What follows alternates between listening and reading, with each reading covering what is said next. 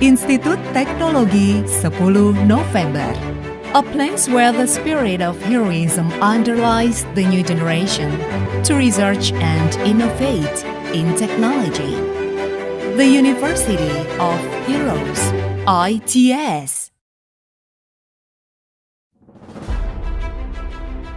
ITS is one of the best science and technology universities in Indonesia, which was founded by Dr. Angga in 1957.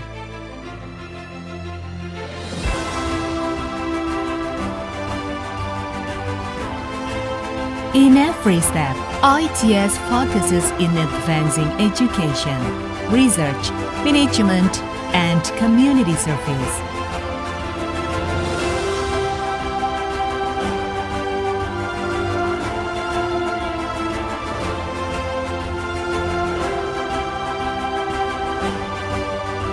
As an incorporated public university, ITS has been able to manage autonomously the policy of academics, organizations, finance, students' affairs, human resources, facilities, operational, and infrastructure. In the spirit of Indonesian heroes, during the battle in the 10th of November 1945, ITS always makes efforts to be the best in education, research, and community services, especially in the fields of industry and maritime. ITS also actively contributes to the nation development, and in the future, ITS will become an entrepreneurial university with world-class reputation.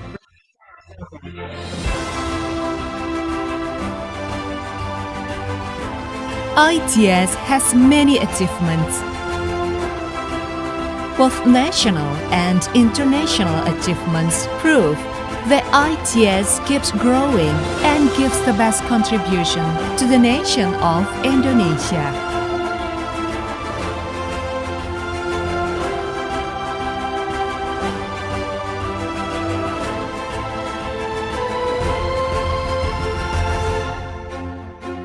ITS is a place for new hopes to grow. An ideal environment for the new generation to flourish in 3 strategic locations within the industrial city of Surabaya. As a smart eco-campus, ITS maintains harmony between technological advances and the sustainability of the surrounding ecosystem. ITS has 7 faculties with prospective scientific fields, including Scientics, INSIS, Vocation, Creatis, Martech, Electics, Civplan.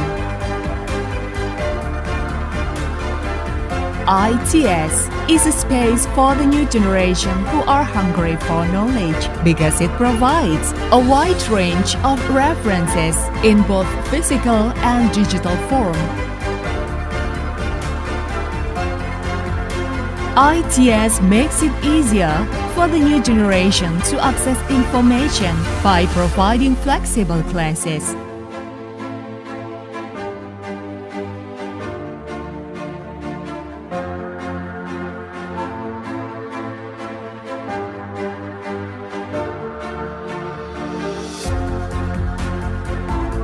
ITS keeps moving forward in facing future challenges by providing the best facilities for the new generation's activities. The facilities support both spiritual and physical needs.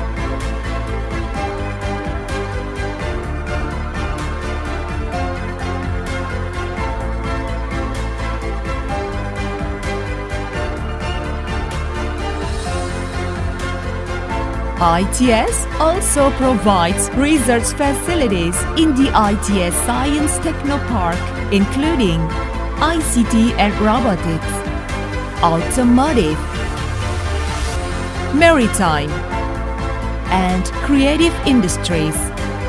Therefore, the excellent generations from ITS will emerge and make history. ITS is a space for the new generation to express themselves. ITS is a place where the new generation learns new things and finds their purpose.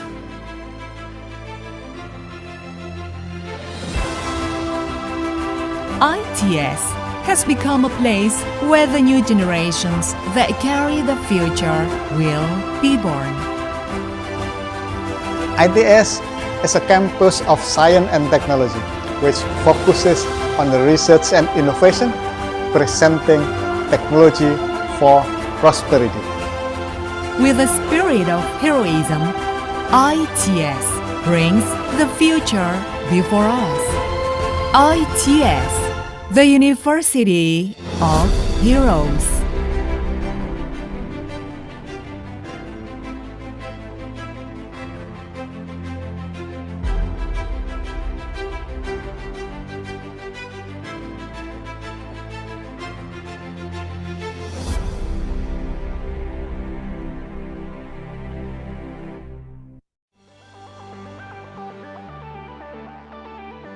Distinguished guests, ladies and gentlemen, before we start commence the program, and here are the following webinar protocol.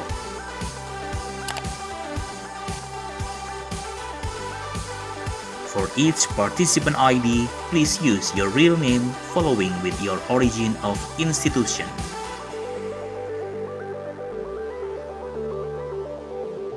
All of participants are expected to mute the audio and only unmute the video during the event.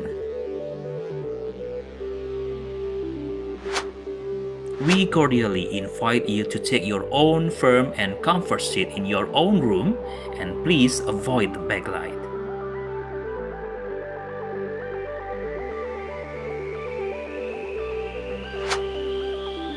Make sure that you have a good and stable internet connection.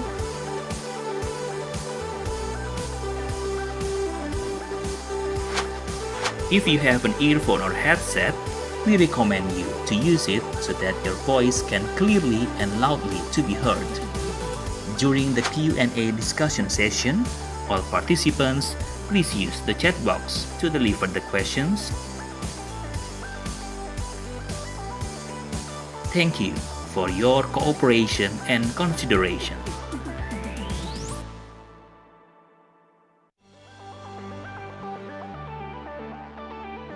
Distinguished guests, ladies and gentlemen, before we start commence the program, and here are the following webinar protocol.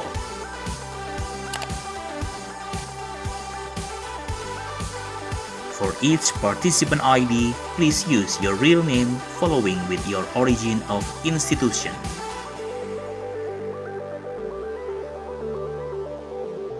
All of participants are expected to mute the audio and only unmute the video during the event. We cordially invite you to take your own firm and comfort seat in your own room, and please avoid the backlight.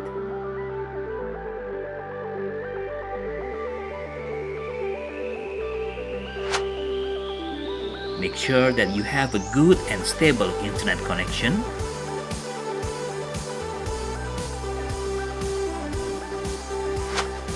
If you have an earphone or headset, we recommend you to use it so that your voice can clearly and loudly to be heard.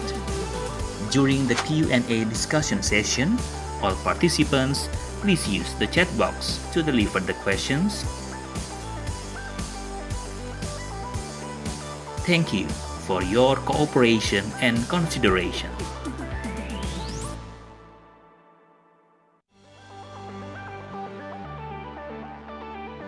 Distinguished guests, ladies and gentlemen, before we start commence the program, and here are the following webinar protocol.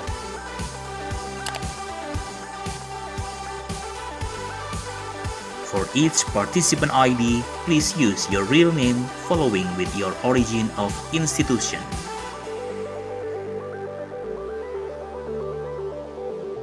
All of participants are expected to mute the audio and only unmute the video during the event.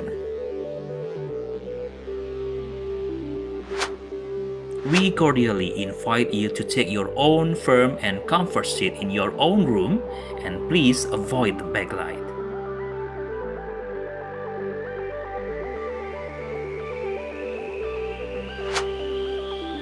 Make sure that you have a good and stable internet connection.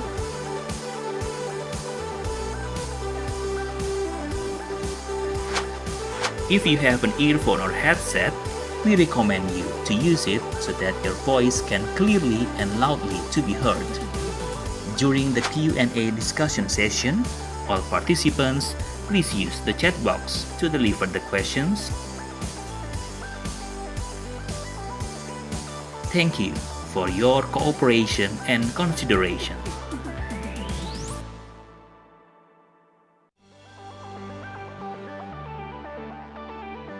Distinguished guests, ladies and gentlemen, before we start commence the program, and here are the following webinar protocol.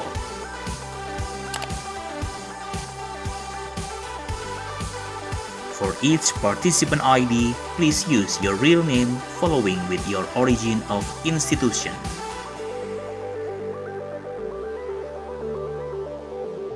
All of participants are expected to mute the audio and only unmute the video during the event. We cordially invite you to take your own firm and comfort seat in your own room and please avoid the backlight.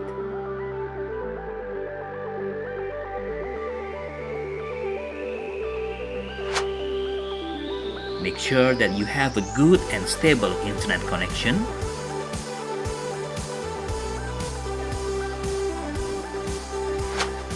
If you have an earphone or headset, we recommend you to use it so that your voice can clearly and loudly to be heard. During the Q&A discussion session, all participants, please use the chat box to deliver the questions. Thank you for your cooperation and consideration.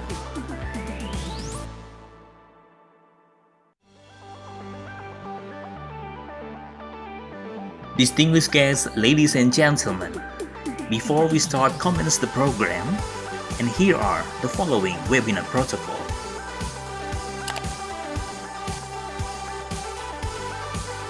For each participant ID, please use your real name following with your origin of institution.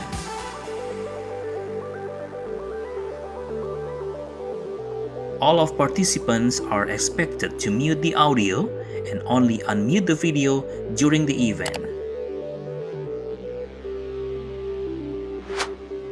We cordially invite you to take your own firm and comfort seat in your own room and please avoid the backlight.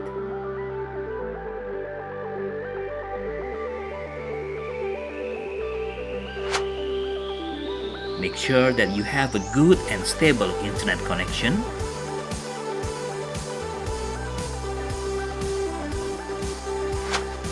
If you have an earphone or headset, we recommend you to use it so that your voice can clearly and loudly to be heard. During the Q&A discussion session, all participants, please use the chat box to deliver the questions. Thank you for your cooperation and consideration.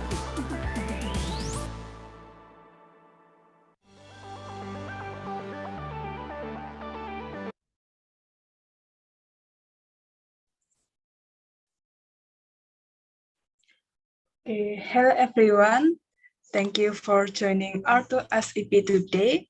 So before we start our agenda, let me inform you our webinar protocol to join this event. Okay, so first, please adjust your name or ID screen using the given format. Second, During the event, please turn off your audio and only turn on the audio when the moderator gives the chance. Third, turn on your camera. And fourth, ensure your network has a stable connection. Fifth, adjust the seat position comfortably and prevent the backlight effect. And next is an important note on attendance. So first, fill the attendance form in this link, bit.ly/attendance_R2SEP 2021. And the link will be closed in 15 minutes. Second, fill in the feedback form that will be shared on 15 minutes before the session ends and closed after 1 hour. And third, attendance and feedback is compulsory for this purpose. First, mandatory attendance for ITS master and doctoral students new intake. Second, certificate of participation eligible for international participants who have 60% attendance or in minimum five meetings. And third, STEM for it, eligible for ITS undergraduate students. Okay, so let's start to the event. Good evening, ladies and gentlemen. Welcome to Researcher and Research Student Enrichment Session on today, Thursday, 3rd June 2021. My name is Agatha Christine from ITS Global Engagement, and today I will be your Master of Ceremony for this session. Participants who wish to ask questions during the question and answer session, please send your question to the link that also be sent by our committee via the Zoom chat room.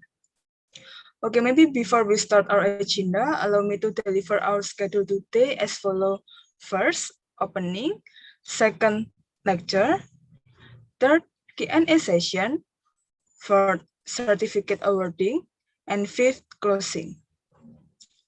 So today's lecture time is about getting book published, which will be delivered by our speaker, Associate Professor Ferry Jie and Mr. Welly Herumurti. That will be the one conducting today's session as our moderator. And now I will read a brief explanation of our moderator today.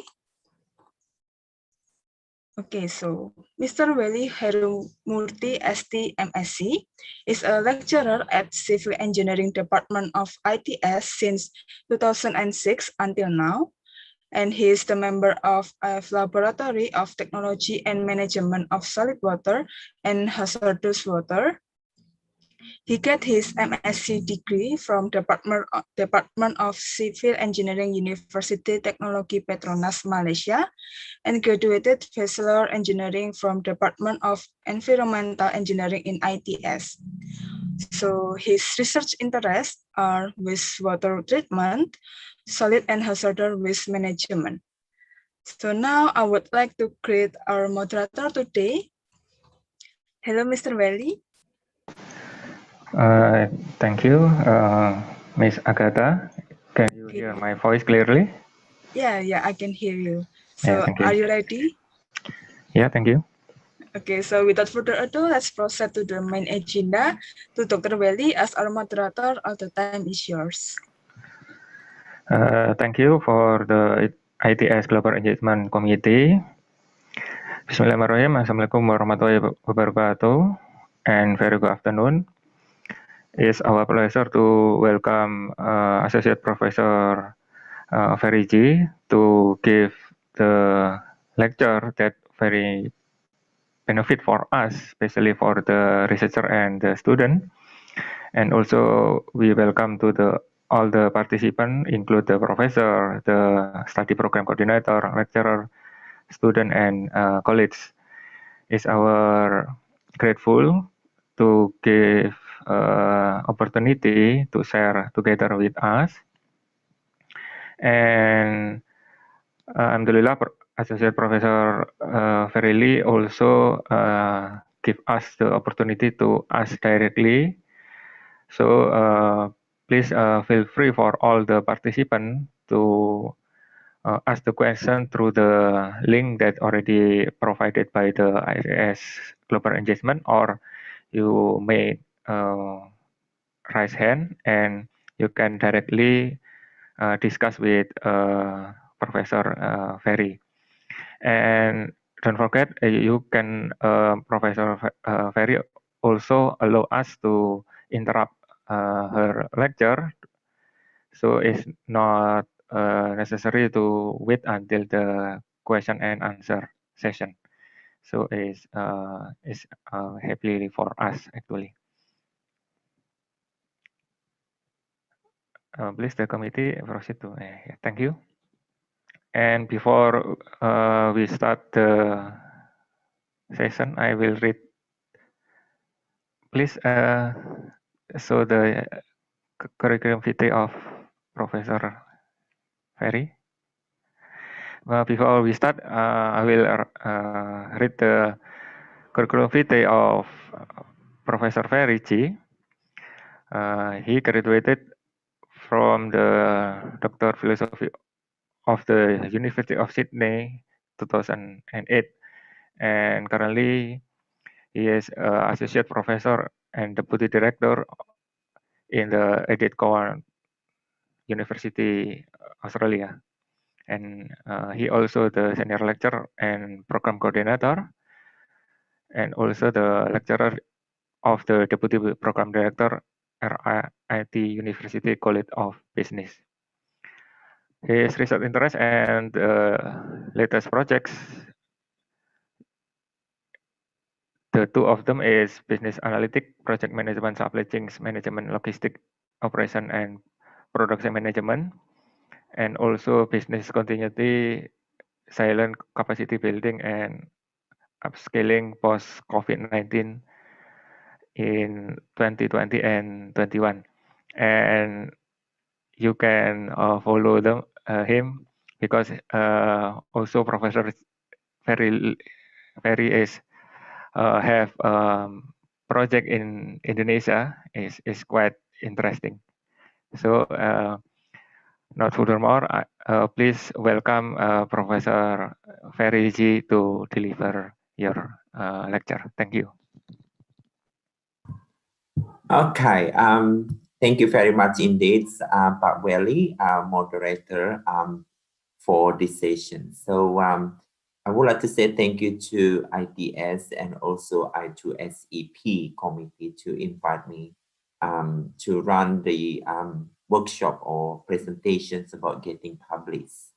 As we can see, we have more than 140 people in this room. So as moderator introduced me, my name is Ferry Jie. I'm currently associate professor in supply chain and logistic management at Edith Cowan University in Western Australia. So you can reach, if you have any question or you would like to collaborate for research project, or you'll be able to email me, as well as you can add, you know, WhatsApps if you have any questions or you would like to build more collaboration after today's event.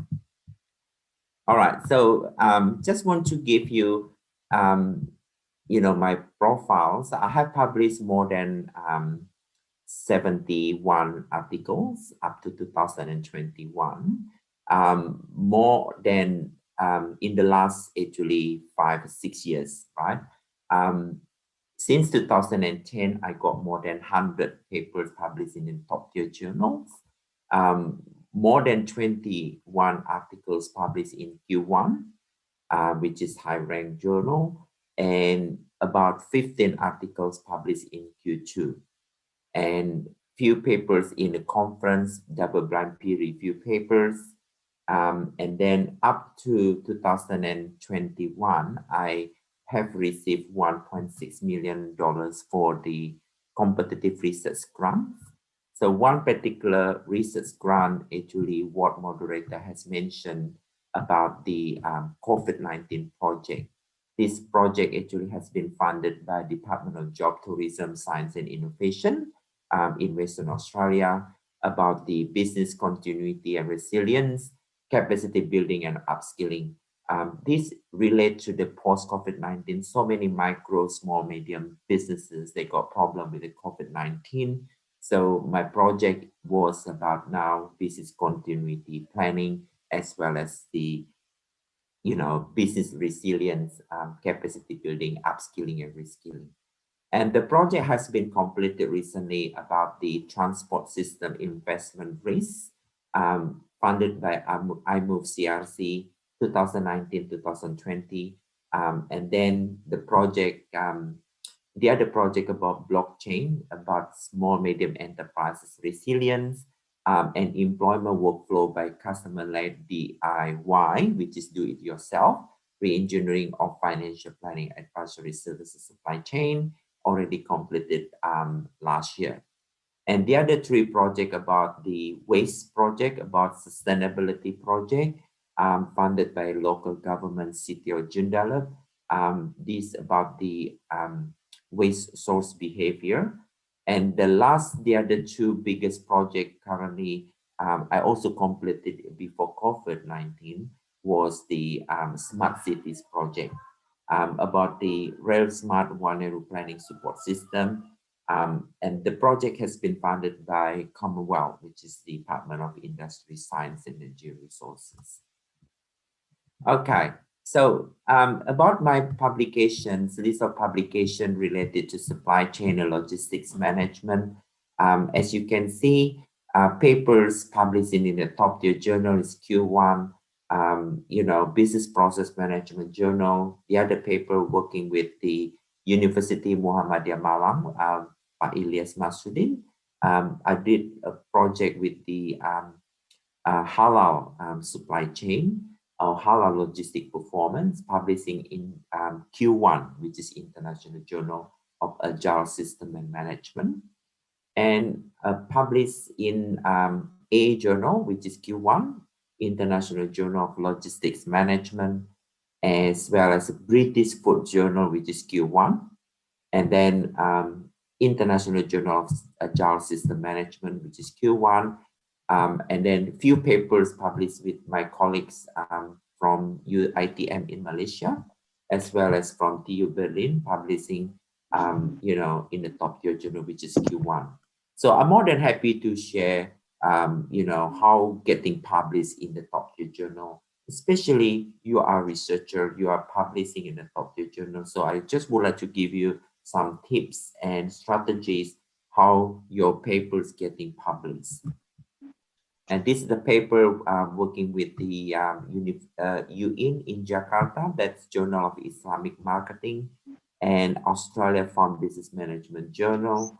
And yeah, so you can see a few lists of papers. I'm sorry, I cannot go through because of time, but more importantly, I just would like to share about how, your research getting published. And this paper published with the Diponegoro University with Professor Ari Susanti. She actually, I mentor her, she become Guru Besar now, professor from Undip Diponegoro University. So publishing in the British Food Journal in 2017. So she got a lot of papers published in Q1 and Q2. That's why she deserved to get the Professor Guru Besar from Diponegoro University in Tembalang campus. The project actually funded by DICTI, that particular 2018 about technological readiness of halal meat on halal meat logistic performance. I think that time is a Menristek, Minister of Research, Technology and Higher Education of Republic of Indonesia. That project is funded by International Research Collaborative Scientific Publication Grant, and as well as the project in the supply chain, the Australia beef industry. So what is research, ladies and gentlemen? Research, according to Professor Bennett, is a systematic and careful inquiry or examination. Research is to discover new information or relationship and to expand or verify existing knowledge for some specified purposes. There are three different types of research: descriptive, explanatory, evaluation research. So descriptive research, unfortunately, is very hard to get published in Q1. If you really want to evaluate more explanatory research, then can be get published in Q1 or Q2, explaining how or why things are as they are and using this to predict, and also evaluation research actually to evaluate policy, strategy, program, and practices. Research contact can become from academic, students, PhD, honors, master, government, business organization, even consultant, as well as managers. And different types of area of concern to managers. You can see the list here in terms of performance, legal, sales, product culture, and so forth, including quality, finance, information technology, you know, different types of the research area of concern to managers. In terms of context domains, but since everybody in this room is not coming from business background, but I just want to show you more in terms of the research process. So the research process, you select topic, and then you're doing literature review, and then you develop the framework, okay? And then you got your problem, research question, and then you need to decide what strategy, then you conduct research and you collect data, and then you report findings. So why we publish in the top tier journals or peer review conferences? So if you attend any webinar conference, just be careful. I suggest you, when you write paper, make sure your paper, your article is being reviewed, double-blind peer review process. So many, you know, academic or research student, they have no idea. They just send the paper accepted to be presented in the webinar or international conference, but unfortunately, it's not gone through the peer review process. So please make sure your article need to go to peer review process. It's double-blind peer review process. So to attend, to present into the conference or you know, webinar. So we publish in the top tier journal like Q1 or Q2, Q3, but hopefully do not get published in Q4. The most important thing is to contribute to the body of knowledge, to the new body of knowledge. As a researcher, we want to contribute what your research to the new body of knowledge. And popular in particular areas, and then a general impact, which is H index, and of course get promotion in university, right? So if there's so many challenges and concern if you publish in the top tier journal, according to my experience, if you publish in the top tier journal, challenges and concern is publish in the Q1 is so limited chances, very limited in terms of, in particular journal. Currently, I'm a guest editor for International Journal of Agile System Management, which is Q1. Mostly the papers actually published in the journal, actually only 2 volumes or 2 issues in a year. But one particular issue, we only publish up to 10 articles. That's the maximum. So if you got 2 issues in a year, pretty much we just only publish 20 articles. So currently I'm actually a guest editor for International Journal of Agile System Management, which is Q1, and also sustainability, which is Q1. It's so many challenges for the author when they publish, when the paper get accepted.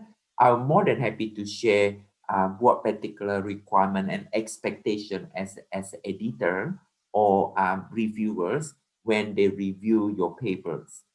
And the second challenge is high rejection rate. So of course, when you send the paper, submit the paper, right? So say, for example, we got 100. So we just only take 5. So rejection rate is about 95%. And then, as you can realize, a lot of researchers are competing, right? They compete each other, you know, say, for example, Indonesia with Malaysia, Singapore, and, you know, Hong Kong or China, even Europe, UK, and USA, even Asia Pacific. So you can see many excellent researchers are competing, right? So, and publishing in the top tier journal is a long process. It takes between 2.5 up to 5.5 years to get the article accepted. Why? Because you got 3 stages. The first stage is you complete research project. So say, for example, you're doing doctorate degree, right? It takes you 3 years to do project. And then you go through the whole process to submit your paper to the journal. It may take 1.5 years. And then formal publication itself, it takes about 6 and 12 months, right? So, and also reviewers also very picky and demanding. So I'm happy to explain a little bit more what does it mean very picky and demanding, because reviewers have a scoring system, and also they have their own standard and expectation when they review the papers. And also in terms of researcher constraint, it's limited time, resources, knowledge, skills, and so forth, okay? So we need some strategies and tactics for publishing, which are also helpful for conducting high quality research. So now, when you look at the what strategies when my paper getting published, first of all, to understand the needs of the leading journals, we need to understand who the audiences are. So when you publish into IEEE, say for example, you're coming from engineering or mechanical, electrical, or design or architects, for example, you choose the leading journal and you need to understand who are the audience, right? And then the reviewers, editors like strong literature review, as well as the background of your research. And then you need to have a strong introduction and rationale of the study. Say, for example, if you do the topic about the industry 4.0 or blockchain or Bitcoin or, you know, sensor technology, robotics, say, for example, or urban design, you need to have rationale or justification of the study. It's very important. If you cannot justify the important rationale of the study, and your paper gonna be has a desk rejection. And then talking about the research method or research design, most of you in this room, you are doing quantitative analysis. You're doing mathematical modeling. Maybe, you know, some of you, you're doing qualitative research method, or you're doing interview. Say, for example, you're doing depth interview, or you know, case studies, say, for example, or you know, solid research design and method is a very important. Okay, say for example, if I review the paper actually having the statistic methods. Unfortunately, the statistic method is not the right process. It's not in order, and you know, the process statistical measurement is very thin. It's very weak, and then it's very difficult to get published to the Q1 or Q2, right? So make sure your paper has a research design and research method strong, okay, solid. And then make sure you also have a quality data and strong results. What does it mean, quality data, strong results? Say, for example, you're doing survey. So you must have data, actually make sure very, very good data, strong quality data. If the data is not enough, right? And then, you know, say, for example, you taking population or samples, but your sample size is too small, right? And not having quality data or finding or results. And make sure you need to contribute theoretical contributions, strong theoretical contribution, strong practical contribution, and creative, interesting in research idea. So these days, a lot of research under COVID-19, a lot of research now doing about vaccine rollout, say, for example, a lot of research now about policy, a lot of research now about urban design, sustainability building, or software or telecommunication, dealing with the high technology. And then you need to have advanced data analysis approach and a good presentation skill, logical, clear, and concise. What does it mean, good presentation skill?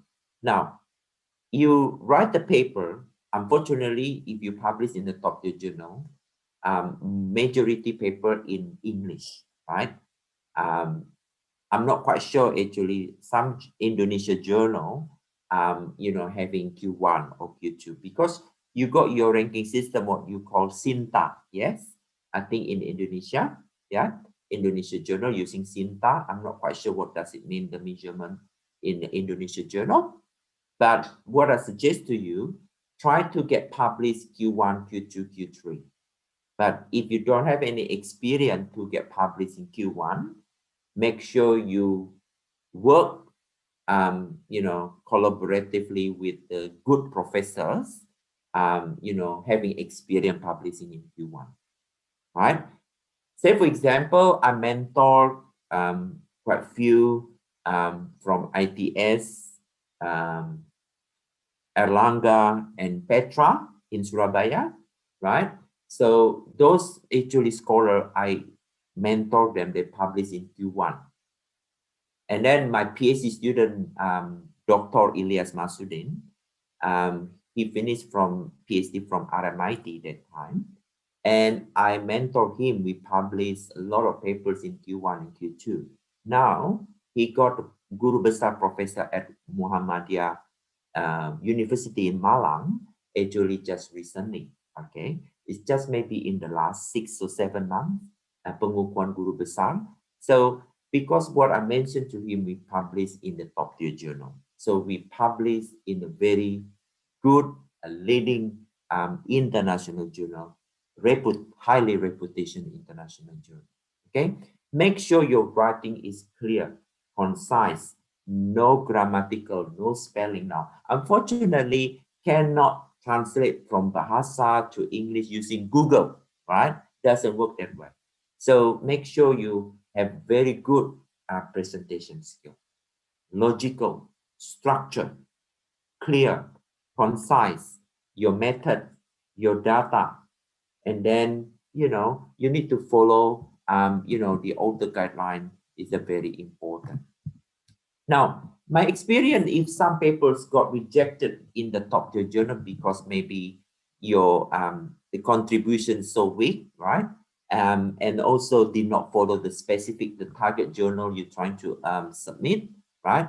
And doesn't have any, maybe not interesting, or maybe the methods cannot answer your research question or research problem, okay? And some specific suggestion in your reference, even in your thesis, make sure all your references must have a published references.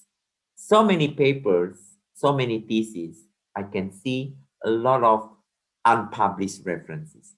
Do not try to have a lot of unpublished references. Cite all new publication on that area. If you want to publish into that journal IEEE, right, then you make sure having 2 or 3 papers, right, from IEEE, right? You cite all that particular related content information from that journal, okay? Because you want to publish into that journal, then you never cite any papers from that journal. It's not good. Say, for example, you want to publish into my journal, International Journal of Agile System and Management, or a sustainability journal. Then unfortunately, when I look at your reference list, I did not see any those journal, right? Articles, from that journal.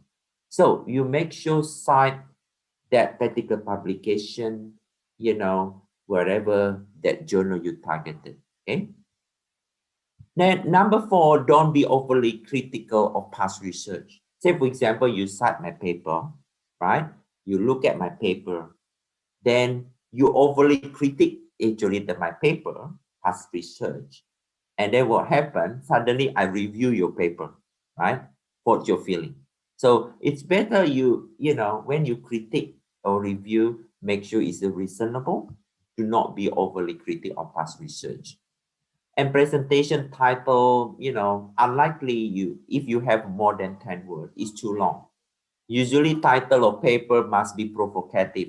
If you can, the title should be between 8 and 9 words. If you got more than 10 words, it's too long. Okay. Abstract, usually between 150 words. If you look at IEEE journal, they got 2-sided in one, you know, one page. You can see normally up to 6 pages, right? And then you have introduction, strong positioning of contribution, but do not overstate your contribution. So what I suggest to you for your thesis, your research, you need to edit, make sure you don't have a sloppy writing signal, sloppy research to reviewers, and so forth. Now, if you look at publication, so I'm talking from your thesis, from undergrad, master thesis, or doctorate student, opportunity to convert to journal conference papers. So if you are as a lecturer or working in an academic university, you got your undergrad student. When you supervise undergraduate student, you can see, wow, this is very good thesis. Then you'll be able to convert from the thesis you publish together with your student, right?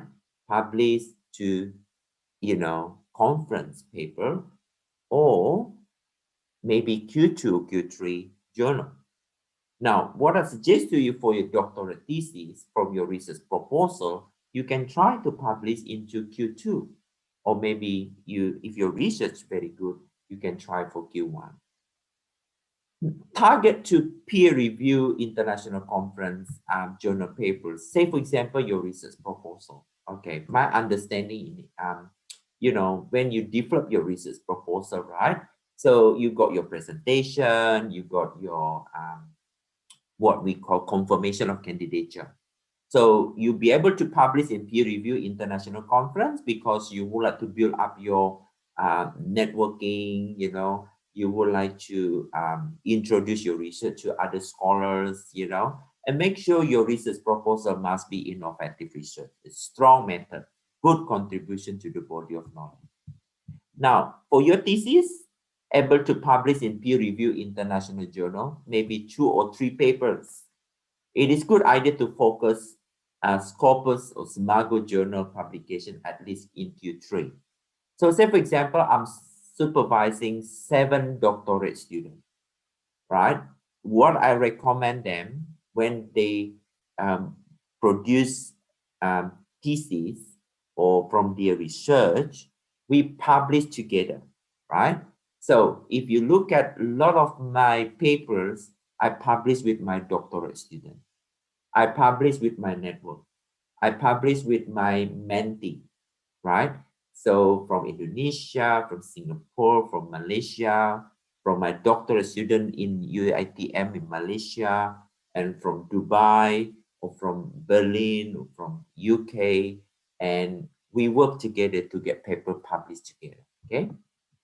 Now, and then you can see several tips, right? For you to understand when you're getting paper published, check and consider with target journal.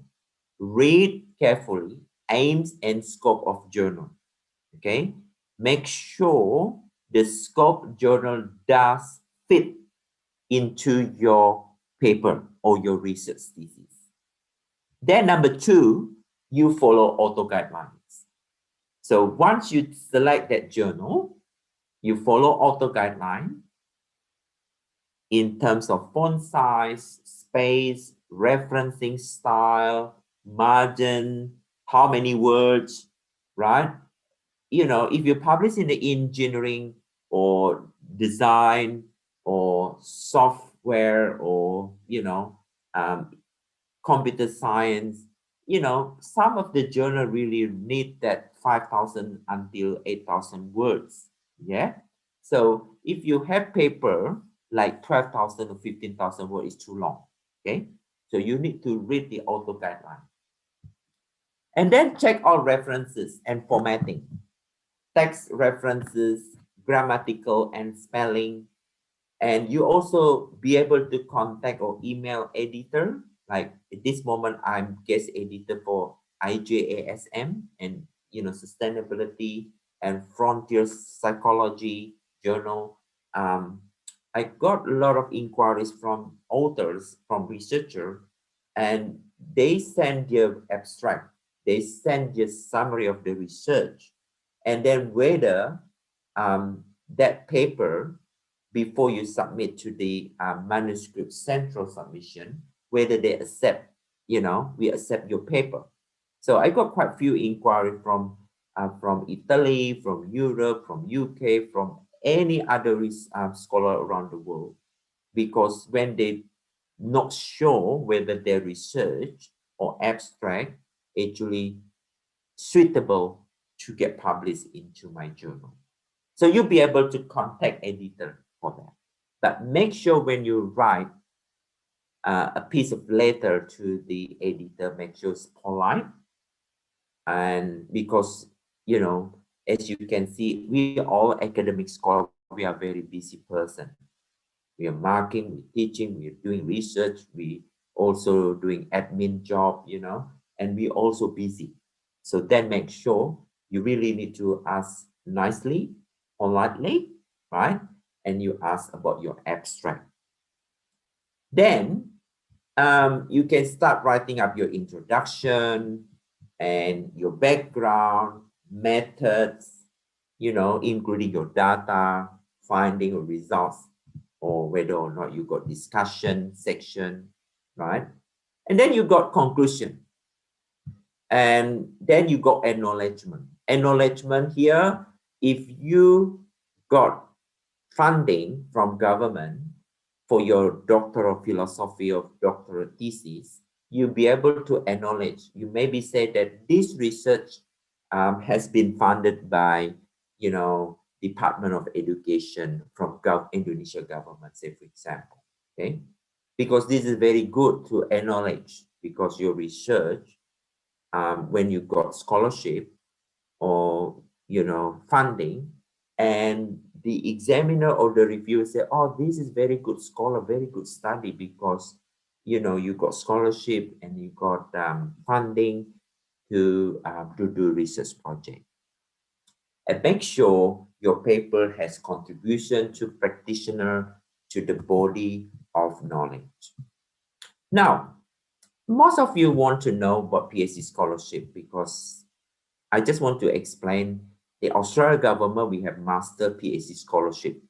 Maybe if you finish your master, you want to pursue your PhD, we also have a lot of opportunity for Australia awards, AusAid, full tuition fee and living allowances from Australian government. And we have Endeavour Awards, which is for PhD, and 2 years program for Master by Research. And then we have International Postgrad Research Scholarship, right? To cover only tuition fee, but usually for living allowance covered by university, right? And then perhaps from Indonesia government, from Asian Development Bank or Fulbright, for American university, or if you want to pursue your PhD to Germany universities, you can apply DAAD scholarship application. But again, you need to learn about Germany languages, because, it is something is more challenging for you. You're trying to learn a new language for you when you want to go to the other countries. All right, so do you have any questions? So thank you very much indeed for listening, but I'm more than happy to share particular the paper. Once your paper has been reviewed and then you got comments, there are 3 comments actually normally if you publish into the Q1. Say for example, my experience, I'm a guest editor for International Journal of Agile and System Management. What I can just tell you as a guest editor, I got more than 71 potential reviewer list into my database based on that field of that paper. So I would like to tell you what is the process when you submit your paper into Q1. The first process is you go to Manuscript Central, you upload your file, Microsoft Word, right? You include your authorship, like first author, second author, who's the corresponding author. And then you enter your abstract, right?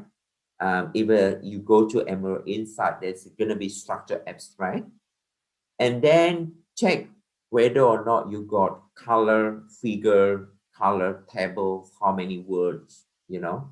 And then after you click submit, so as a guest editor, I will see in my system and then paper submitted to my journal. And then what happened, and then I need to see whether that paper is the next step I need to assign reviewer to review the paper. If I read the abstract or I look at the title even does not fit into my journal, then unfortunately it's going to be desk rejection within 48 or maybe 72 hours. It depends my view. My administrator publisher can help me if that paper got similarity because we got, you know, Turnitin and checking your similarity because you're copying so many papers, you know, and copy and paste and, you know, it's going to be plagiarism. It's going to be desk rejection as well. So my administrator for publisher normally check whether it's already followed the format, follow the author guideline, check the similarities. Usually the paper, if you got above 20%, is pretty high. So we expect between below 20%. If you can get 10, 12, 15, should be okay.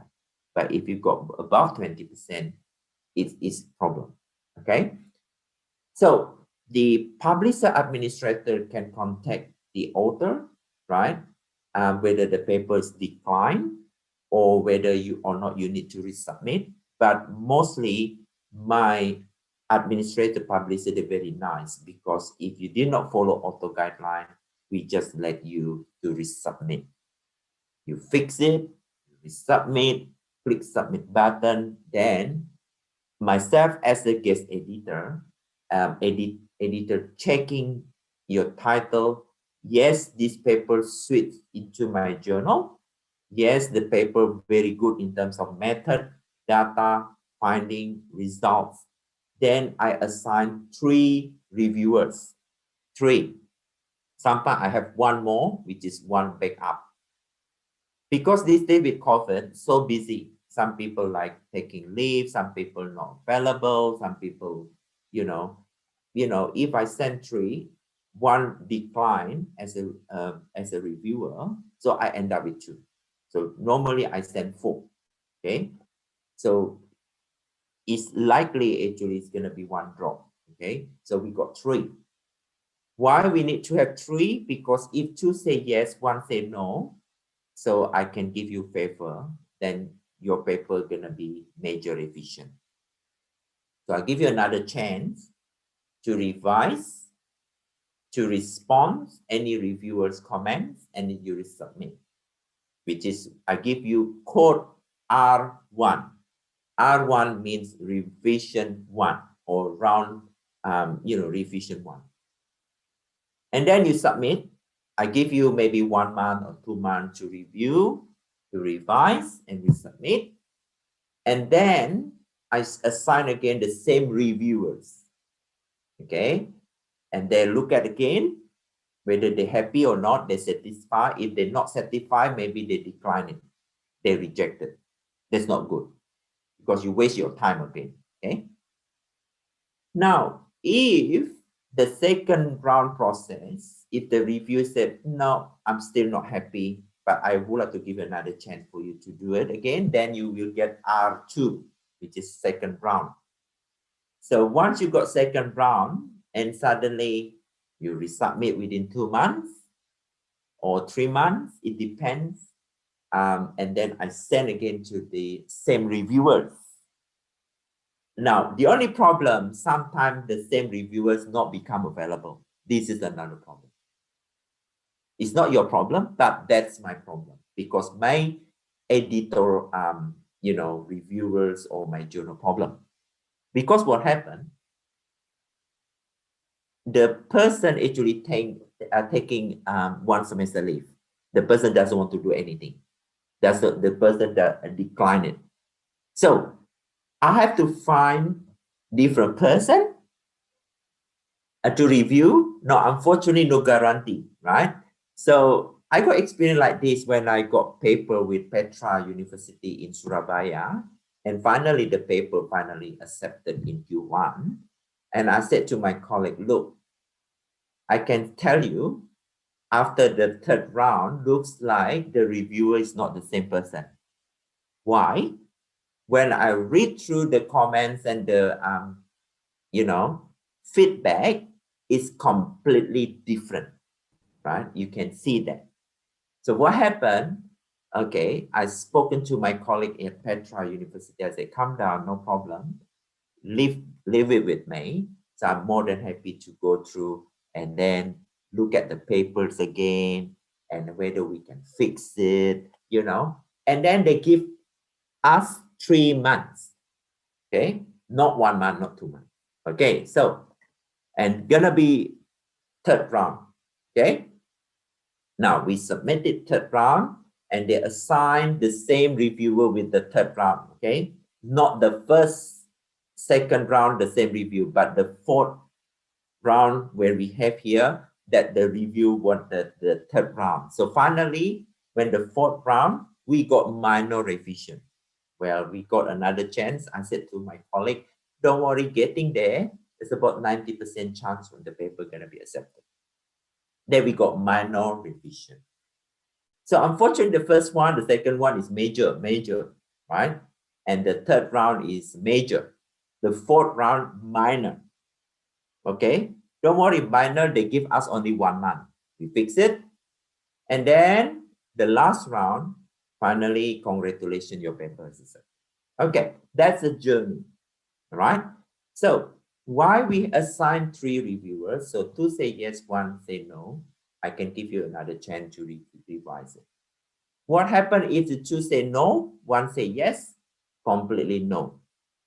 Your paper is going to be declined and denied for publication. And some particular journal, you got 2. 1 say yes, 1 say no. Then the reviewer give me a job as an editor to take a decision. So if 1 say yes, 1 say no, so normally I need to review, right? Check. If I think that this is gonna be declined, so I'm completely rejected. If that paper I really put in a favor for that paper, then I can give another chance for the major revision. Major revision usually giving you 3 months, right? Minor, I give you 1 and 2 months. If you need to collect more data, more experimentation, you need to go to laboratory to do experimentation, then maybe I can give you 3 and 6 months, right, for revision. Okay, so that particular what we have in terms of, for your, the process when you publish into Q1 or Q2, okay? So any questions, any comments? So I just want to share with you in terms of the feedback comments. So just want to share with you in terms of the comments feedback. Okay, can everybody look at the screen? Yes. Excuse me, may I, Prof? Hello, how are you today? Yes, you can ask question if you want to before I just you. explain comments and feedback. Yeah. Yes. Thank you, Prof. It is very interesting. You did the highlight about the consist. but everyone knows that being conscious without having to lose the whole context of the research that we are going to explain is a bit challenging. I mean, getting conscious yet comprehensive is very challenging, right? Yes. So what would be the chance for me to cascade? I mean, to break down my dissertation writing into several Papers. journals? Is it possible to do it that way? Yes. Good question. Actually, my experience with my doctorate student, you know that in Australia, there are two types of enrollment for PhD. PhD based on publication, and then PhD based on your thesis. Now, PhD based on publication, you need to publish 3 papers. If based on the thesis, first, from your chapter, from your proposal, 1 paper, which is to conceptualize the framework, your prototype, your design, that's 1 paper. Then, if you really want to publish from comprehensive systematic literature review, SLR, systematic literature review, from your chapter 2, right, it's gonna be another paper. Then, if you find the data, you got method, you got finding, then you need to try with Q1 from the data, results, the finding. So, because systematic literature review is very hard to get published in Q1, okay? It's exceptional if your paper really outstanding, like, you know, it's based on grounded theory, you found a new theory, right?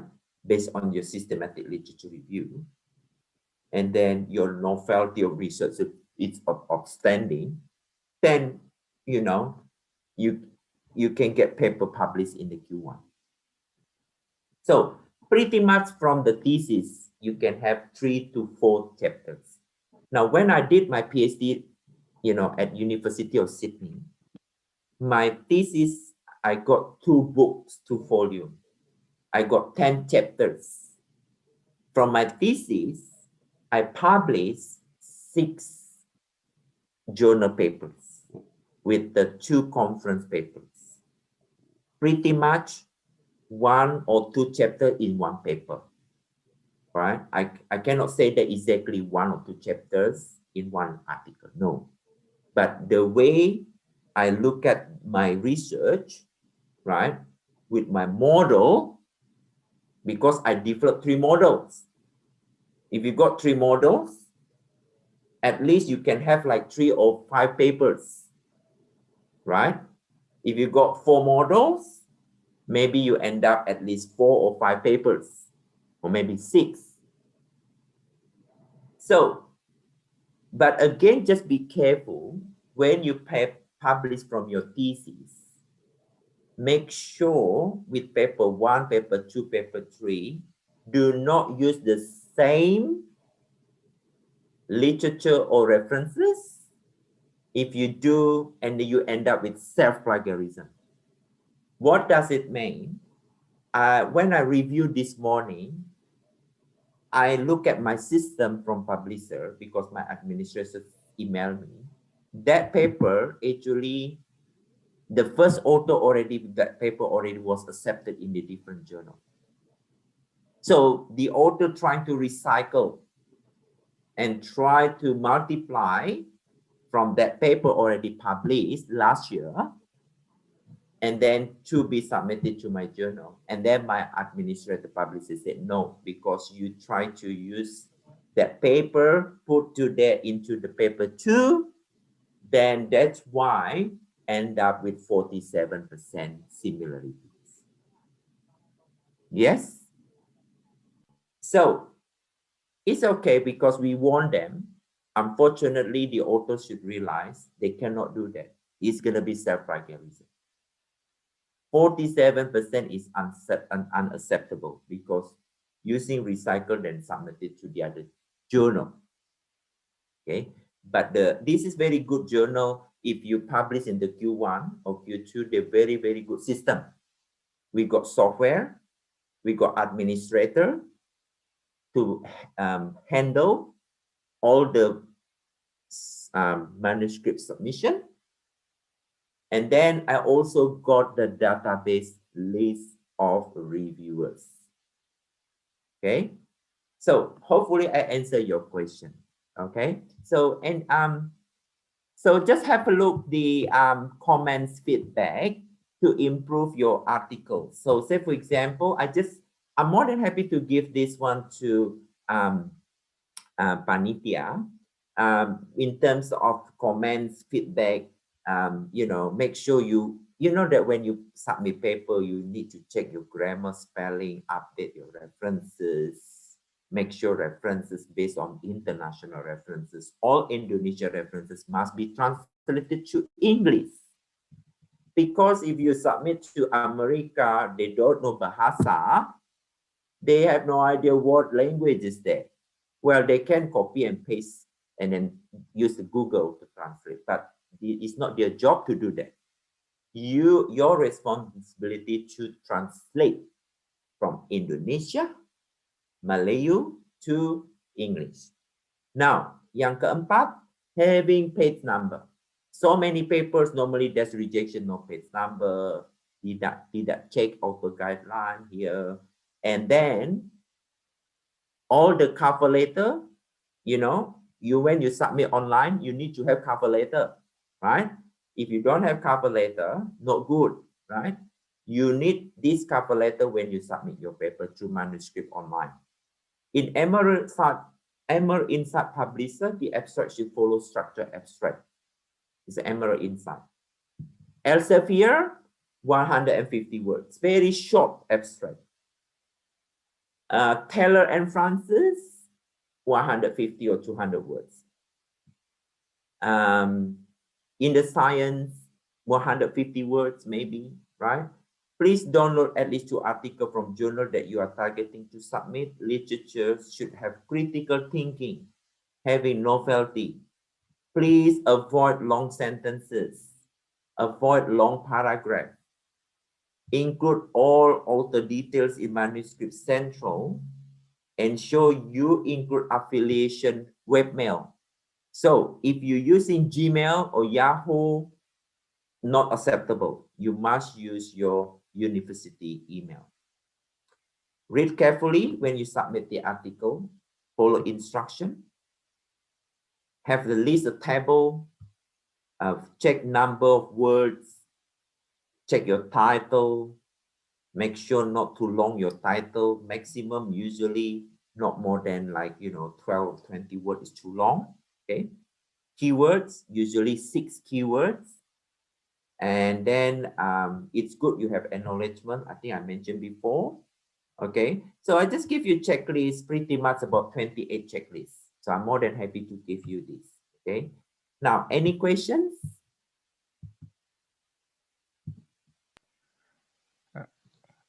Please. You can ask in Bahasa if you want to. Yeah. Okay. So you have any questions? Please, for all the participants, you may ask directly with raise hand, and maybe also you can write in the chat box or in the database that already provided by the committee. So just anyone, mostly from engineering, yeah, in this room, yeah, engineering, design, architect, yes. Yes, Pak Welly? Yeah. The background is from software, telecommunication. Some of yes. them from Magister Management Technique, MMT. Yes. This one usually the professional background, not the pure student actually. And then also some of them is from architect, informatic department, yeah. Yes. So some of them also the program coordinator that I saw in the list of participants. Please welcome, because ITS also have the program to enhance the publication from the student. Yes, yes. I'm more than happy actually to work together as long as, you know, the research papers, right? Especially my background is pretty much multidisciplines because my undergrad was from industrial engineering, you know, technical industry, and then my master degree industrial engineering. Excuse me, So Pak. yes, yes, Sorry, Pak Pak. Ahmad. Yeah, may I come to another question? Yes, yes, of course you can, Welcome. Pak Ahmad. Yes, sorry to come up with this stupid question this time. No, that's fine. More question is good. Know, I just like to know how is this cited thing works. I mean, to be honest with you, this is something new for me. I mean, how is the citing works? I mean, do the one that we set, for example, if we cited someone, some authors before, do they know that we are citing them or well, good question. The system can track the authorship. Say, for example, you know, come to the similarity index where the, you know, the resources or where you're copying from. Mostly they look at the authorship from the paper when you're copying from, and then normally they can see the alignment, which is, you know, these days it's very easy to check because say for example, who's the supply chain expert, who's the expert in blockchain or Internet of Things or artificial intelligence or something. Especially if you are top scholar, we have to be careful when you know, especially top professors, this is very dangerous because when you submit the paper, check carefully. That's why most of my PhD students, I ask them to check Turnitin, make sure any particular referencing, you know, they need to comply with the referencing, make sure they're not copying and paste from other resources without acknowledging them, you know, because my name is there, right? Because once my name is there, I really need to produce a very, very good paper because otherwise my reputation, my name is going to be bad. So that's why when I mentor any scholars, normally we have meeting weekly, every week or every 2 weeks, we produce a paper. Okay. So I mentor quite a lot of scholars like Ibu Aris Susanti, professor from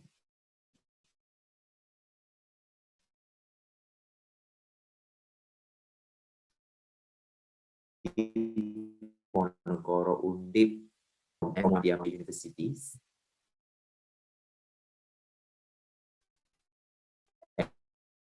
And including UMSU, and then Muhammadiyah.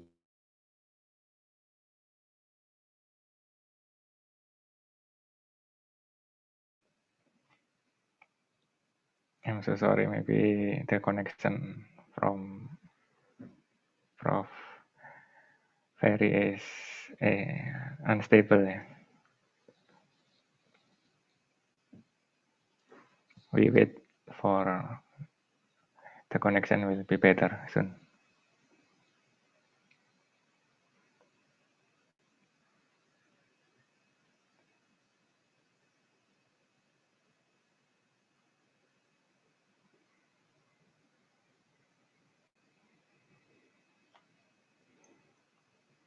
Oh, we're so sorry. The connection of Prof. Ferry is lost, and we wait. He will rejoin our meeting.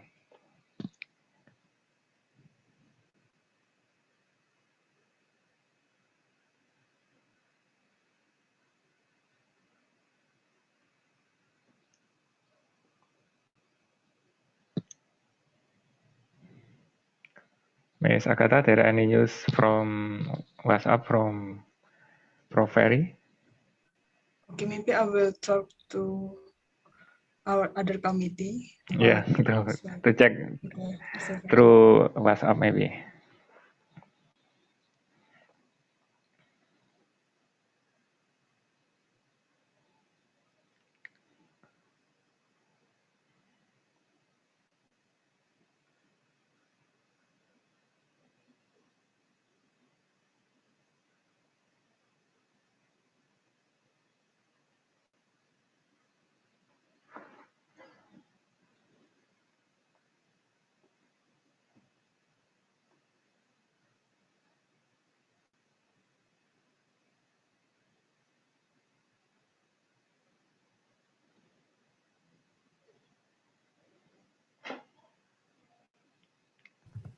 How's things going with internet at this moment, ladies and Yeah. gentlemen?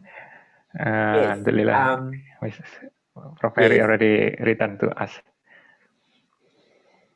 This is what we call technology disruption. Anyway, where we are up to in terms of the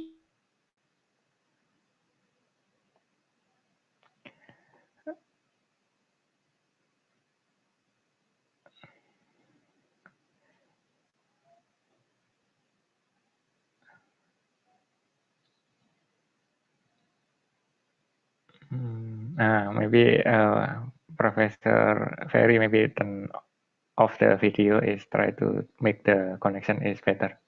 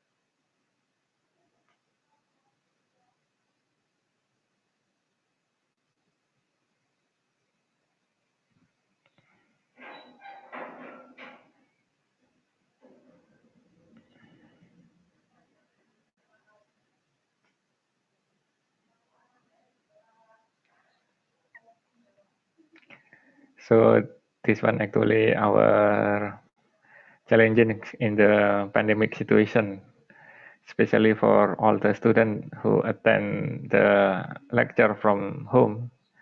Sometimes we lost our lecture, even the lecture is in campus actually.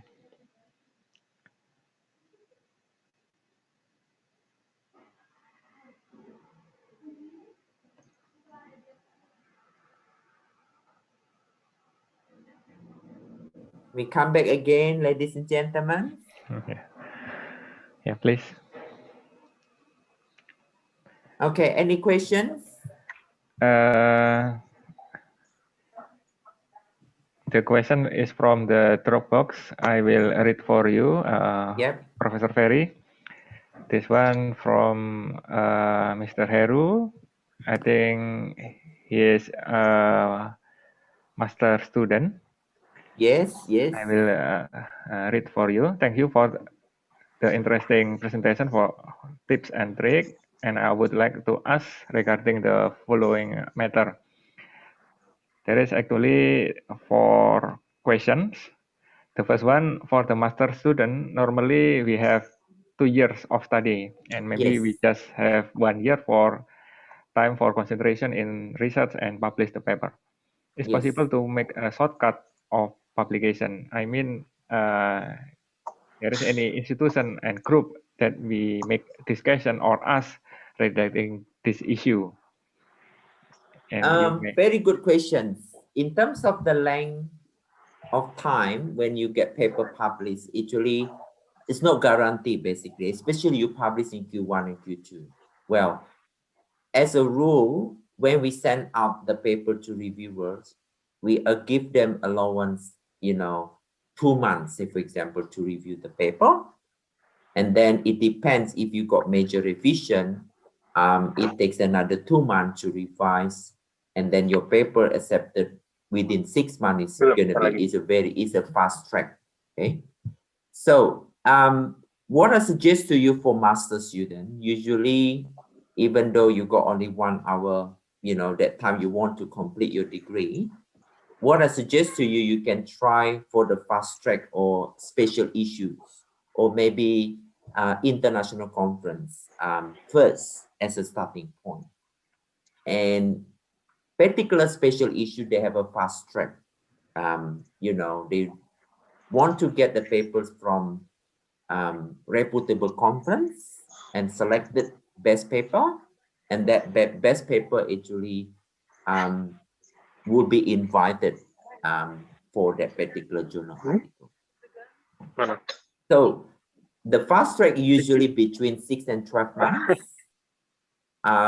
but usually is I'm talking where until your paper accepted.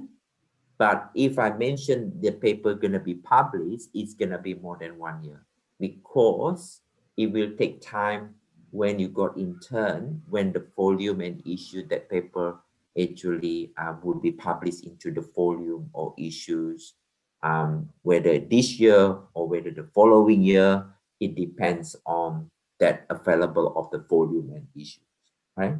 Okay, so usually editor cannot control, cannot manage that, but only publisher can manage that. So say, for example, we got like quite few papers already accepted, and then we notify to publisher, then they know how many gonna be for each issue and volume, then normally they can manage. But again, they also need to inform us as editor whether or not that particular those paper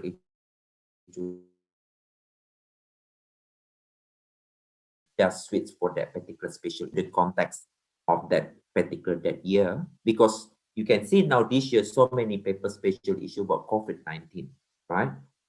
Technology, digitalization, right? Disruption, right? COVID vaccination. So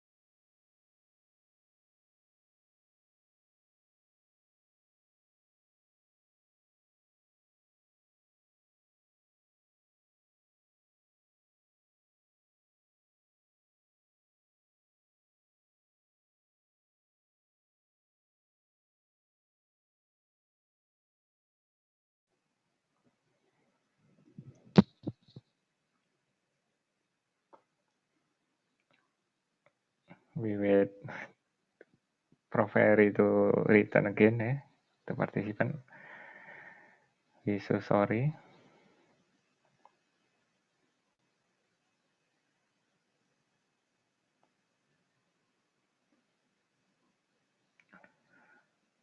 Yeah, Pak Heru, we so sorry.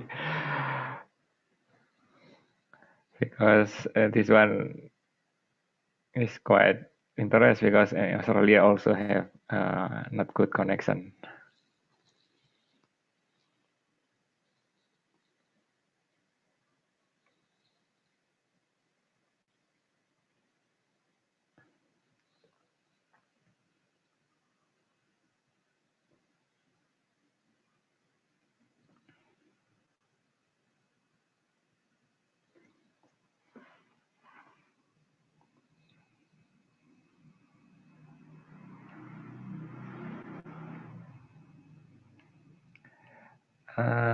Professor Ferry, maybe. okay, I think what I suggest to you, because the internet's so heavy, can I just maybe switch on my video? Yeah, video. So Yeah, everybody video. maybe switch off the video, because otherwise, because this is Q&A anyway. Yeah. So I just only to share the audio. But unless for towards the end, if you really want to take photo, then we can turn on the video. So I turn off my video at this moment. Yeah, Prof. Ferry. Yep. Before we continue the question from Pak Heru, please welcome Pak Bagus to ask the question to Professor Ferry. Yeah, good evening, good afternoon. Thank you for the your presentation. I think it's really good that you can give us tips and tricks regarding the published journal. I don't know, is my question is on your 28-point tips and tricks later. I have to make sure that the committee send us the file that you shared before, the 28 point. But I want to ask a little bit trivial, but I want to ask about how many pages that optimum for your journal, especially you as a mentor and you as a reviewer of the journal. Okay. How many pages that optimum to be published, and which one is more preferable? The one journal with more words or more graphical data with graph or something like visual explanation than words. Okay. Can you give Thank us you. your tips and trick and your vision? Thank you very much for the opportunity. Thank you so much for your question. So I think my experience as a guest editor, the number of pages, it depends. If the paper is more descriptive or explanatory, between about 15 and 18 pages, the number of words usually 8,000 words. But if I review the papers more about engineering or IEEE, they have a certain standard for 6 pages. But you know, with the double column. Yeah, double column. So IEEE is normally up to 6 pages, but it's unlikely more than 6 pages unless we request for appendix, maybe for 1 page maximum. For IEEE, usually we require for colorful figures and tables, especially you want to present the experimentation or lab actually, you know, microbiology, say for example, or different types of finding or results. So make sure everything, the tables, figures, graphical, or, you know, some particular reviewers also really need your mathematical or MATLAB programs if as supporting documents, but it's unlikely we want you to publish your programming like Mathematica or MATLAB programming. So for me, actually, when mentoring quite few academic scholars, so usually make sure we fulfill the standard expectation and the follow auto guideline. That's the main thing. And number 2, if you follow the auto guideline, so you you know, cannot get like desk rejection, because desk rejection means like you did not follow the auto guideline, and then it's outside the context of the journal, and the guest editor normally email you, said that this paper is not suitable for the journal, or this paper actually you know, say for example your research method is a very weak, or maybe your data is not strong. You know that I give you the list of particular desk rejection usually, because normally they check everything. Okay. Yeah.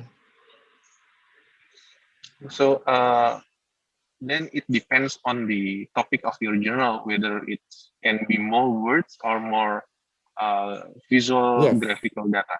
Yes. If you publish under IEEE or even the under information technology or computer science, they really require you to do more graphical images instead of you know, verbal, you know, descriptive or written something like that in the paper. But if you publish under social sciences, then we need to have words limits. Yeah.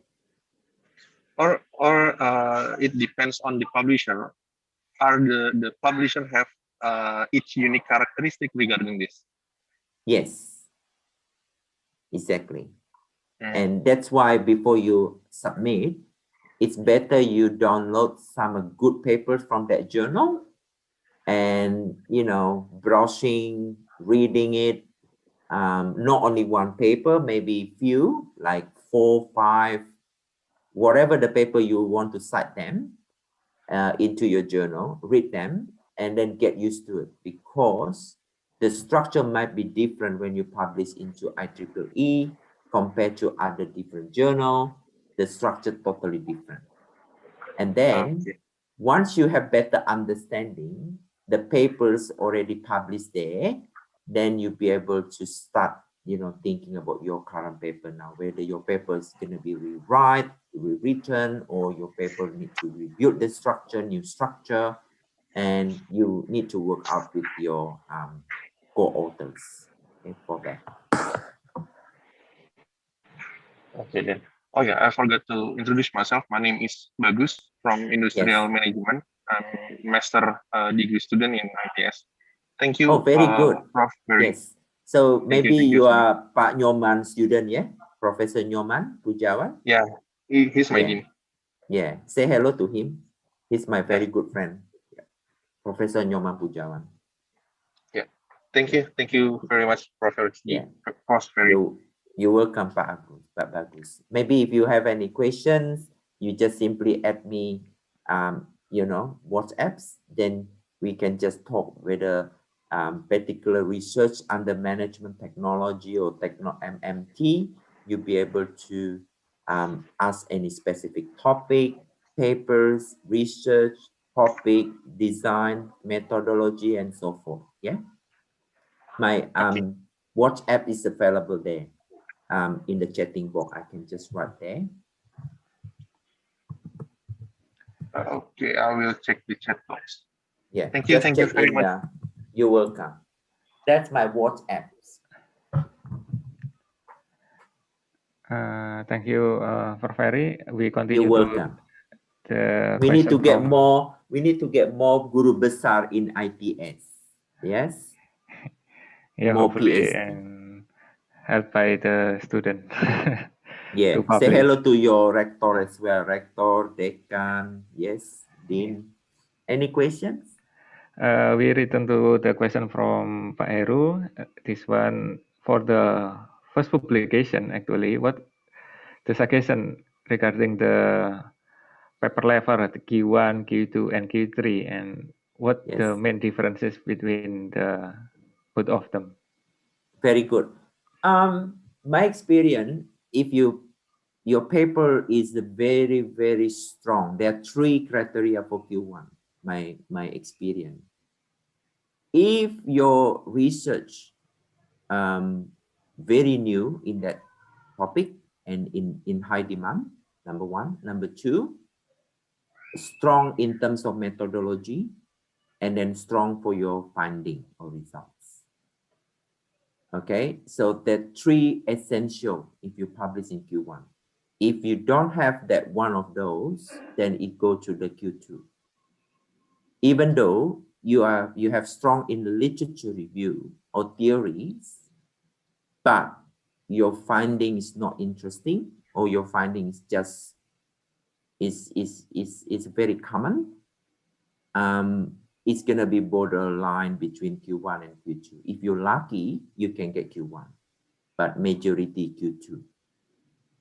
Q3, unfortunately, the research is just repeat. Maybe that's already research in 2018 somewhere in China or somewhere in Europe, but you repeat the instrumentation, whatever, you would like to implement somewhere in Indonesia. But the sample data totally different.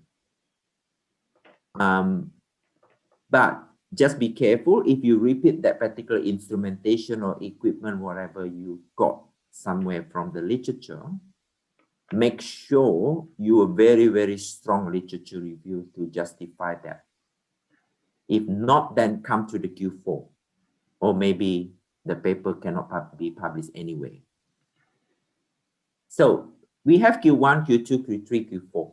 Because you know Q1 is green, Q2 yellow, Q3 I think looks like orange, Q4 maybe red, right? So if you don't have experience to get published Q1, maybe you can try Q2, Q3. So talk to your supervisors for that. Your supervisor maybe have a good experience for that. But if your supervisor doesn't have any published at all in those ranked journal Q1, Q2, Q3, then unfortunately, you really need to find good mentor from outside. You know, the person can help you with authorship because you end up with 3 or 4 authorship in your paper. So that's why you can have up to 4 or 5 authors in the one paper. But again, we need to see each of all of them contribution to that paper. Okay, so Q1 is definitely you need to see the structure, of course, right? So all the structure, novelty, you know, concise, presentation skill, logical, all Q1, Q2, Q3 must have that. Okay, but essential things is your data, your results, your method, and then is a very, very high demand research topic. If not high demand, then it might be end up with Q2, Q3. So hopefully I answer your question. That's my experience for that. Thank you. You're welcome. The next one, please, Mr. Irfanur from Informatics Department. Yes, informatics. Yes, I like informatics. Thank you, sir, for this opportunity. You're welcome, Pak Irfan. Yes. Yes. My name is Irfan from Teknik Informatika, Informatics Engineering. It's nice to have a lecture from you, sir. I have 2 things to ask. First, sorry for my lack of information. Is there any submission due date for journal? And the second one is, well, for me, it's about mentality problems when it comes to submitting papers. I would like to know how to be more confident to submit papers. I mean, we have certain fear of not getting approved by the reviewer. Yeah. Because when we feel a paper is not ready, we revise the paper, then the time may be up. Yeah. Thank you. Well, very good questions, Irfan. So I think there's no deadline when you want to submit the paper to the regular issue. You know, in the journal, there are 2 things. The first one is the regular, and the second one is call for paper, what we call special issues. Come to the special issues, like my journals, like International Journal of Agile and System Management, and the other one, sustainability under journal.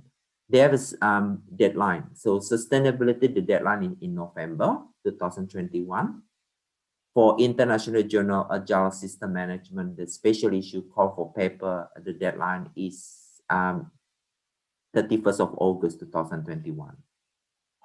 So why we have a deadline? Because the call for paper is a very, really specific issues, right? That's why we call special issues. Specific issues in terms of COVID, maybe. Specific issue in terms of logistic transportation disruption, or under informatics will be artificial and machine learning, digitalization, or maybe sensor robotics, you know, technology, you know, dealing with the pandemic, you know, any particular discovery, new information technology, you know, that particular paper actually does fit in under during pandemic. So they have a certain deadline for that, for the special issue. Now, to answer your question too, in terms of how confident we are when we submit the paper, so everybody has the same situation, because my attitude is we never try, we never get. What does it mean? You have to try, right? And then then you can get something from that. Well, the first instance, if your paper actually suddenly rejected, then this is learning exercise for you. Learning exercise in terms of how do you improve your paper. So sometimes my paper, actually, I know that the paper is not ready. I'm trying to get feedback from the top tier journal. I just submitted there. They rejected, no problem, but they give me feedback. Then I revise it and improve it according to the top professors from US or, you know, in that field. And I revise it. And then I resubmit to different journal. Who knows that particular those reviewers also become reviewers for that journal. Then my paper is going to be accepted maybe into that journal. So it's a learning curve. It's a learning exercise. It's a continuous improvement, you know, practices for you to be able confident to submit the paper to the journal. So number 3 is that I never give up, because when you submit the paper, of course, you really need to work hard and work smart. And then when you're able to submit the paper, make sure the paper really follow the guideline. Make sure you work together with your authorship, good communication, improving your content, methodology, English expression. Once you have that, those things, then you'll be able to submit the paper. So my attitude is never give up. And number 4, you know, that's something you can try, you know, that particular journal. And you ask any question. You ask your supervisors, you ask the who is experienced at ITS or professor there, or you can ask me, because currently I'm actually associate professor in information systems scholar. So I know information technology. I know technology informatica, okay? You know, programming, different types of the product, like you produce sensor, barcoding, RFID, or different types of machine learning, drone technology, all that types of thing is the information technology informatica. So, yeah, so I think there's so many journals, you know, available, because if one journal is rejected, then you improve it and you submit to the other different journal, and you can try, keep trying, okay? But of course, you need to improve it, because if you keep trying, you never improve it, your paper is useless, okay? So it's gonna be, cannot be published anyway, right? So I think edit, review, improve, submitting, trying, never give up, that's something is very useful for you to have those attitude or those attributes. Okay, hopefully I answer your questions. Thank you, sir. You're welcome. For the next question is regarding the plagiarism. Yes. From Mr. Ivan. How do we choose the library theory to avoid plagiarism? Plagiarism, we use Turnitin software. The software can detect actually plagiarism for that. Well, in order to avoid any plagiarism, make sure when you read the paper from the journal article, you need to paraphrase. Then you need to acknowledge, put that reference from that journal. The only problem actually plagiarism, you copy the whole thing from somebody else, and then you never put the reference, then you just never use your own language to rewrite with the somebody words. Say for example, I got a paper about 10 pages, and that 10 pages, you just copy the whole 3 pages from my article, okay? It's not acceptable, because with the 3 pages, and it's gonna be end up with 40 or maybe 33% copy plagiarism, because word by word you copy exactly. The only way you can copy a fully quotation or direct quote, actually definitions, for example. right? But again, the red quote actually must be limited up to 5% or 4% maximum in the paper. So say, for example, if you've got 10 pages or 100 pages, 5% quotation is maybe up to 5 pages maximum, you only have that. Or if you got 10 pages, 5%, you only have maybe half page or something, from that paper. Maybe a quarter is just acceptable, of quarter page. So hopefully I answer your question. So better to check with the Turnitin. So for the plagiarism. So whatever might be, you write your thesis, you write a paper, read somewhere, do not copy word by word from there. Better you read, then you digest, then you rewrite according to your own word. Then you put the reference from that journal. Okay, you with me? Yeah. Yeah, thank you. The next question regarding after we submit the paper and the committee have any revision, what kind of revision that may we receive from them? Is there is any comment or maybe just give the solution of our paper? Good. It depends. Majority, they don't want to give you solution, right? They ask you question. They give you comments for each section or each structure. Or the good reviewer, they suggested you need to look at some papers and they give you some tips for you. They ask you to cite that paper to your paper. Looks like if the person asks you to cite the following papers, the same surname, I can see that looks like this person really want his or her papers gonna be cited into your paper. Does make sense? So many reviewers, they play politics like that.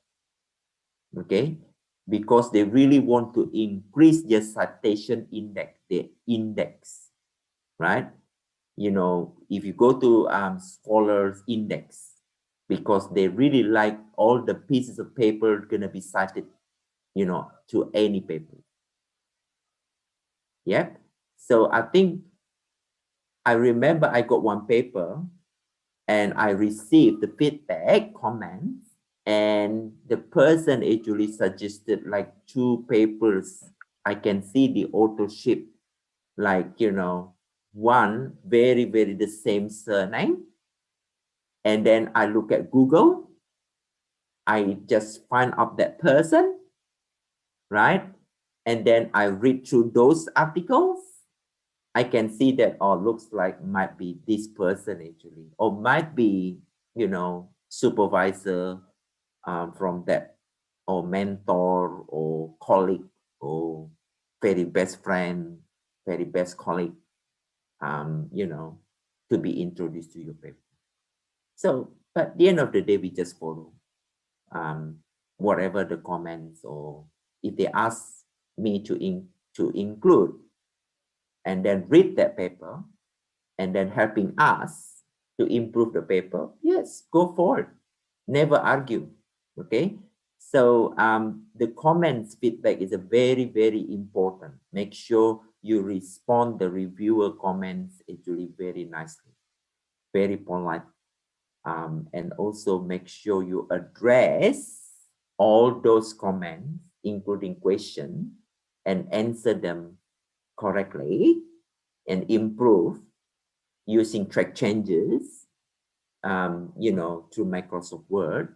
And let's see how it goes, whether that paper is going to be accepted or will be invited the next round again for minor or major revision again. My experience, I got one paper, the maximum is until 6th round revision. 6 is a Q1. It took me nearly 1.5 years for 6. The quickest one, only 1 round, but I'm working very, very good top professors in Berlin, in US, and I know that actually it's gonna be very, very good paper. But I got one actually round for the review. It says minor revision. I know that that paper is gonna be accepted. Okay, so that's a beauty. But the longest one, 6 round, the quickest one is 1 round, but never my paper accepted without any proper peer review process. So any particular paper must go to the peer review process. Okay, even the conference, double-blind peer review, journal articles must be double-blind peer review. Otherwise, it's gonna be not acceptable for Simago or ranked journal. Okay, hopefully I answer your questions. Yeah, thank you. You're welcome. Last but not least, this one, the That's question okay. We still have more time, from but really, yeah, we still have more time. Can like 1 or 2 more is okay. I yeah, really like to extend it a bit more if you want. yeah. I already asked the committee to extend the Yes, session. yes. From Miss Wisda is regarding your PowerPoint is the number 1 is check the grammar and spelling. Yes. Do you have any suggestion what kind of application that can be Yes. used to help or to solve this problem? Very good.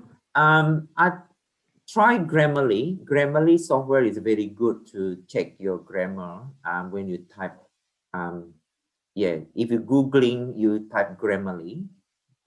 It's a software can detect any grammar or mistake. Even Microsoft Word can check your spelling problem, right? Now, in regard to spelling, if you publish journal based on USA, make sure you're using American English. Say, for example, American English, if you're using organization with Z, and do not use a British or UK or Australian spelling. So all American journal, they use the American English. If you publish into British, use a British or English British. And if you publish into Australian, use the Australian English, which is what we follow the British one, okay? So we have to be careful because sometimes you don't know what basic journal you're submitting for.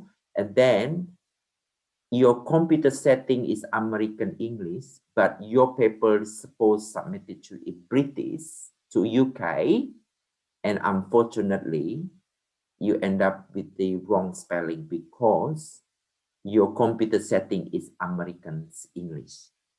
So then you need to change the setting to British. You with me? So spelling, even the Microsoft Word can tell you, right? If a wrong spelling, they give you red underline, right? Red underline is a wrong spelling.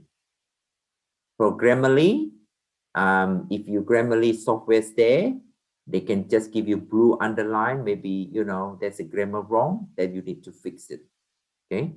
And then Grammarly can help you to fix it, okay? So that's my advice to you, okay? Thank you. For the next question from Mr. Arisandi. Prof. Ferry just tell us that we have good data, good literature review, and good methodology to support our research. Yes, yes. He asked regarding how to know that our data and literature, also the methodology, is good enough. Because sometimes maybe this one, the problem of the beginner of the researcher is not confident with their the result. level, yes. Yeah. Very good question. So one first step, you need to check the paper similar, you using the same methods. If you look at that paper published into that journal, your method same level and same standard, and you save. That's number one. Number two, you be able to ask, any scholars or professors top, in that field, and they can give you advice whether that method actually is suitable enough for that journal. But my advice is go to the option 1 and check similar paper. You just use search your method and then check the data, how many data actually there sampling, and read that paper already published into that journal, or even brother or sister journal. What does mean brother and sister journal? Because sometimes you have a journal, international journal, logistic management. So the sister of the international journal logistic management is International Journal Physical Distribution and Logistic Management, IJPDLM. So they're all brother and sister. So who's the father? Supply chain management and international journal. So my journal, like International Journal Agile System and Management, we got brother and sister for that journal too. Okay, different publisher. So if you look at, even though the same cluster Q1, not that particular that journal, but the same level Q1, you look at that journal, that paper has similar same method, data, and follow that. If you think that, wow, exactly the same what you're using, same process, same level, then you safe in terms of your data, in terms of your methods and your data or your result. Okay.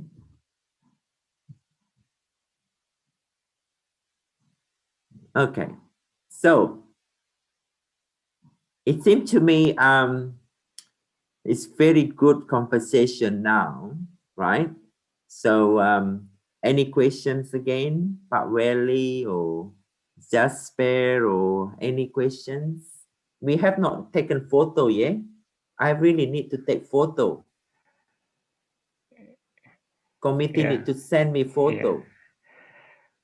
Please, maybe Can we take photo? committee ask the 30 seconds participant to with the open video. the video.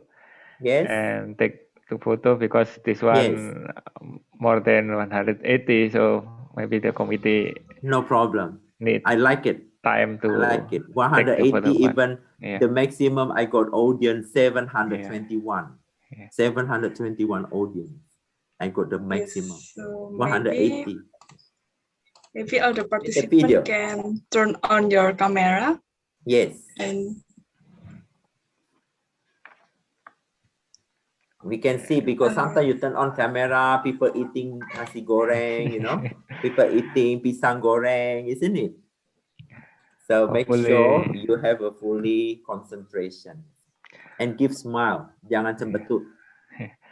Hopefully the next meeting you can, the participant can discuss with Prof. Ferry to how to publish the final publication maybe, and have the photo of Professor Ferry is will be nice. That's right. Oh, don't worry, I can just share with my bald head, because all my bald head here contain a lot of ideas. Then you can get published, can get professor, can get scholarship. This is very good, right? So anyway, take photo. And I'm near pool. okay, so now I will start counting down. So please give us your best and sweetest smile. So this is for the slide, for first slide. So 1, 2, 3. Okay, so next for the second slide. 1, 2, 3. Okay, so for the third slide. Okay, so 1, 2, 3. Okay, so thank you everyone. Welcome. Thank you everyone. Only third slide. I thought yes, the one should be 8th slide, isn't it? Yep. Better put off the masker. Yeah, we are in a pandemic. No, don't worry. Pandemic is gonna be over. I can tell you. Okay, because you got vaccine already. Yeah, so I think should be okay. Hopefully, yeah.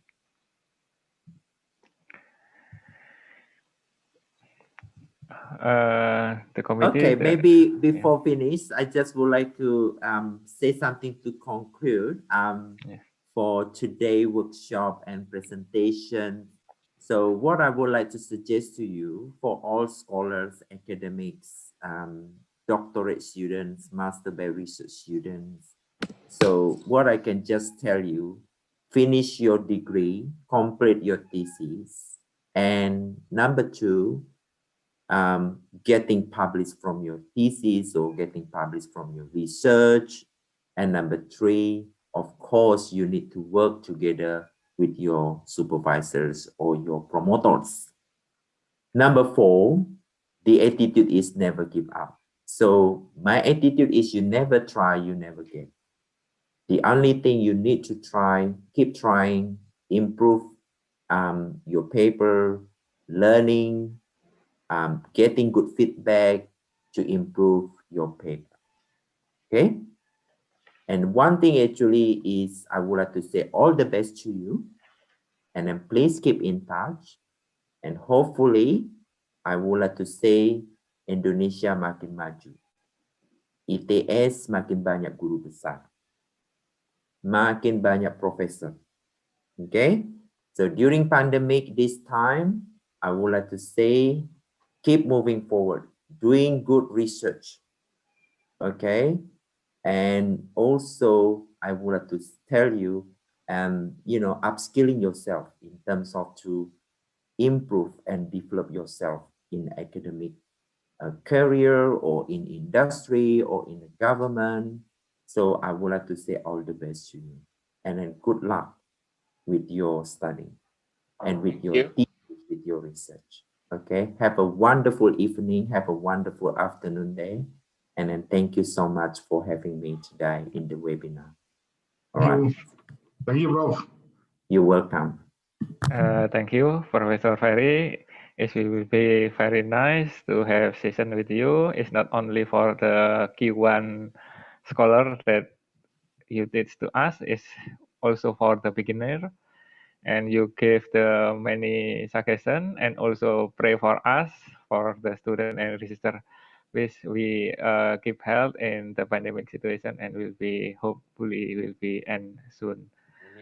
We return to the committee. Ms. Agatha, thank you. Okay, thank you very much, Professor Ferry Jie, for the amazing lecture today. And thank you, Mr. Welly, for conducting this amazing session. So maybe everyone please give applause to Professor Ferry Jie and Mr. Welly by using the Zoom reaction feature.